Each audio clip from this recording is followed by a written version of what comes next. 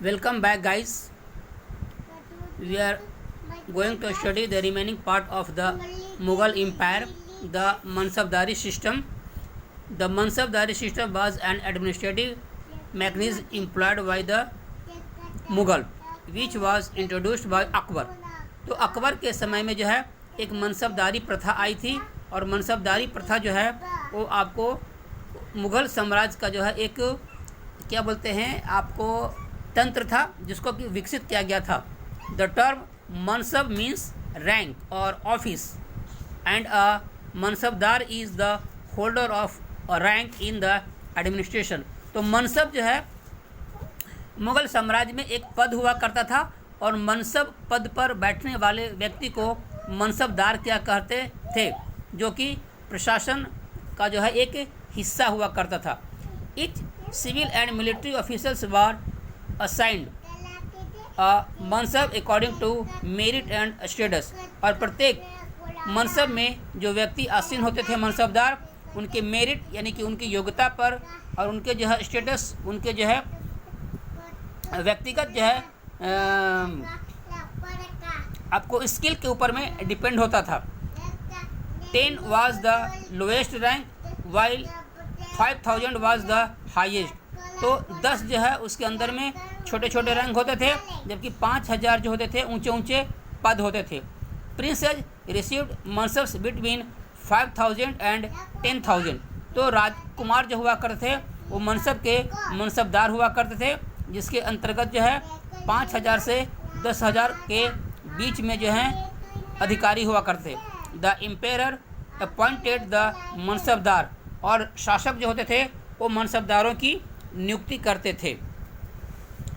Jar and sawar are the two elements of a mansab. और मनसब के दो तत्व हुआ करते थे, एक का नाम जार जाट और दूसरा है सवार.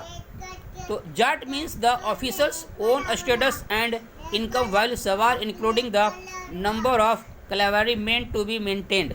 तो जार जो होते थे, जो ऑफिसर्स का जो है उनका अपना जो है स्टेटस होता था, उनका अपना जो है उनकी अपनी योग्यता होती थी, जबकि इनकम जो है वो सवार के अंतर्गत आता था. और ये सवार जो होते थे आपको जो घुड़सवार हुआ करते थे उनको जो है वो मेंटेन किया करते थे. For instance 300 sawars mean that the mansabdar had to maintain 300 soldiers. यानी कि 300 सवार का मतलब है कि वह जो है मनसबदार 300 सिपाहियों को जो है वो देखभाल करता है.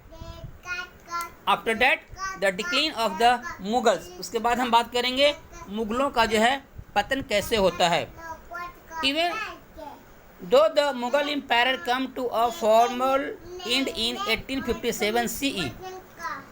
ऐसा माना जाता है, इतिहास इस बात का गवाह है कि मुगल काल का पतन जो है 1857 ईस्वी में ही शुरू हो गया था. He had already been on the path of decline since the death of Aurangzeb in 1707 CE. तो औरंगजेब की मृत्यु के बाद 1707 ईस्वी में ही जो है ये दिखने लगा था कि मुगल काल का पतन शुरू हो गया है. One of the biggest reason for the decline was the weak and incompetent rulers that come to be the throne after Aurangzeb. और इसका जो सबसे बड़ा जो कारण था वो औरंगजेब के बाद से उसके उत्तराधिकारी जो थे वो लगातार जो है कमज़ोर होते थे, जिनके अंदर में शासन करने की योग्यता नहीं होती थी. वैसे औरंगजेब में भी जो है शासन करने की उतनी योग्यता नहीं थी, क्योंकि वो रूढ़िवादी ज़्यादा था और वो लिबरल नहीं था, जिसके कारण जो है पतन औरंगजेब के समय में ही शुरू हो गया था. और औरंगजेब के शासनकाल में जब अंग्रेज़ हमारे देश में आए तो उन्होंने जो है काफ़ी बड़े जो है हिस्से पर अपना कब्ज़ा कर लिया, और धीरे धीरे जो है मुग़लों को जो है वो एक चुनौती देना शुरू कर दिया. Owing to their weakness many provinces started breaking away from the Mughal empire and asserting their independence. तो जब शासक कमज़ोर हो गए तो शासक के कमज़ोर होने के कारण जो साम्राज्य थे वो साम्राज्य से छोटे छोटे जो प्रांत है, प्रोविंसेस जो हैं, वो उनसे टूट कर अलग होते चले गए. और इस प्रकार से मुग़ल एम्पायर जो था वो धीरे धीरे जो है प्रांतों में, प्रोविंसेस में जो है बदलना शुरू हो गया और प्रत्येक प्रांत जो है अपने आप को स्वतंत्र करते चले गए।